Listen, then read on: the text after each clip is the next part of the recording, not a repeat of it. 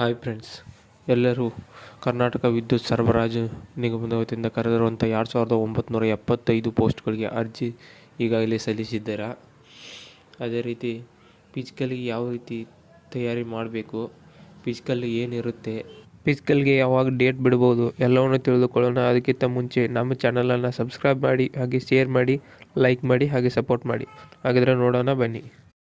ಮೊದಲಿಗೆ ಕಂಬ ಏರುವುದಿರುತ್ತೆ. ಇದು 8 ಮೀಟ್ರ್ ಕಂಬ ಇರುತ್ತೆ. ಇದನ್ನು ಆಲ್ಮೋಸ್ಟ್ ಎಲ್ಲರೂ ಫೇಲ್ ಆಗೋ ಜಾಗ ಅಂತಂದರೆ ಇದೆ ಅಂತ ಹೇಳ್ಬೋದು. ಇದನ್ನು ಕ್ಲಿಯರ್ ಮಾಡಿದರೆ ಅರ್ಧ ಫಿಸಿಕಲ್ ಕ್ಲಿಯರ್ ಮಾಡಿದಂಗೆ. ಇನ್ನು ನೆಕ್ಸ್ಟ್ ಬಂದುಬಿಟ್ಟು 100 ಮೀಟರ್ ರನ್ನಿಂಗ್ ಇರುತ್ತೆ. ಅದನ್ನು ನೀವು 14 ಸೆಕೆಂಡ್ಗಳಲ್ಲಿ ಕ್ಲಿಯರ್ ಮಾಡಬೇಕಾಗುತ್ತೆ. ನಂತರ ಸ್ಕಿಪ್ಪಿಂಗ್ ಇರುತ್ತೆ. ಅದನ್ನು ನೀವು 1 ನಿಮಿಷದ ಒಳಗಾಗಿ 50 ಸ್ಕಿಪ್ಸ್ನ ಹೊಡಿಬೇಕಾಗುತ್ತೆ. ಇದರ ನಂತರ ಬಂದುಬಿಟ್ಟು ಗುಂಡು ಎಸೆತ ಇರುತ್ತದೆ.